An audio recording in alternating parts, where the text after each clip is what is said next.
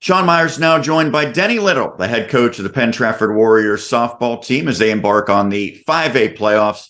And Denny, I know you look at the record this year and it looks a little off for Penn-Trafford. You've had such great success. A down season and yet one that still results in the postseason. So how do you evaluate how the season's gone to this point? Well, I mean, the season has been quite different and a little bit different than what I expected. But I am fortunate that the girls played well enough to get in, and that's all we ask of them. Let's get into the playoffs. Let's get into the dance. So we've had our ups and downs, and they're learning how to fight adversity and learn from losing. When your team did play at its best, what were the ingredients that allowed them to have success? Playing as a team, putting hits together, and as you know, scoring the runs to support the pitching. And of late, the pitching has improved.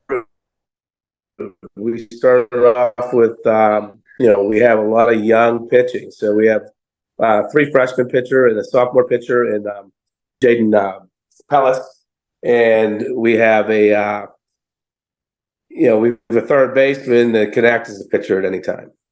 So with that pitching, as we went on, they were learning, that varsity type pitching, you can't be too close to the plate. Sometimes you got to pitch around and really know your hitters.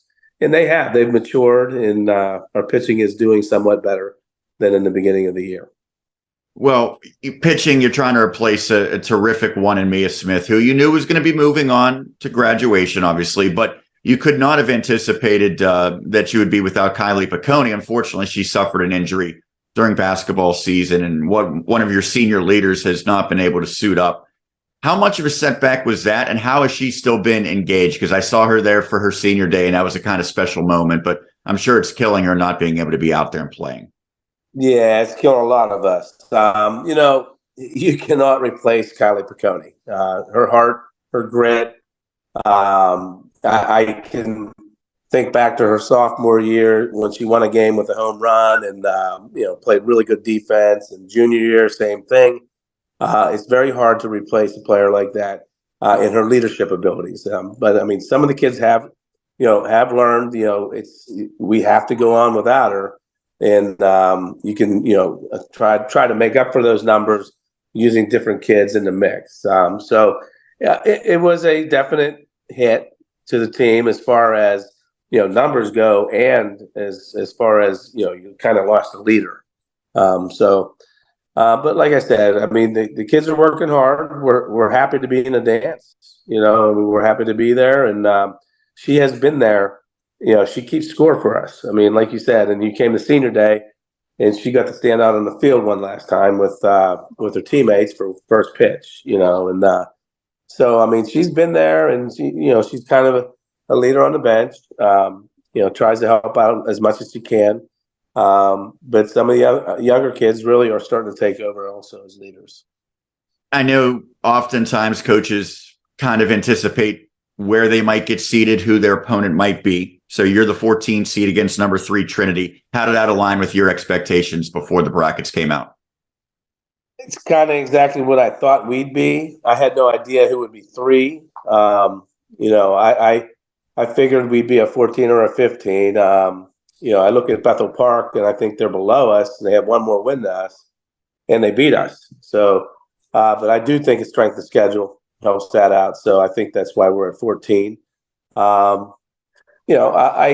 kind of thought that would where we'd be. But if you have to play the higher seeds first, in the end, it's the best team.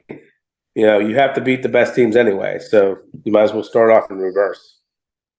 And obviously, this Trinity team is really good. They have 15 wins. When you evaluate the Hillers, what do they do well, and what will you have to do to score the upset? I typically don't look at the other team, as crazy as it sounds. We got to look within ourselves, and we have to do our jobs. Our pitchers have to do their jobs on the mound. Our hitters have to do our jobs scoring runs. So, I mean, regardless of who you're playing, Yes, you have to know the better hitters, who to stay away from, who to pitch to. But I don't put too much time into studying the other teams. So I just really think about, making ourselves the best we can be, working hard in practice and working on our flaws to make them strengths. So, yeah, that's about it.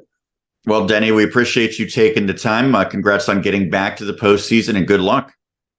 Thank you. Thanks, Sean. You guys do a great job. We appreciate it. All right.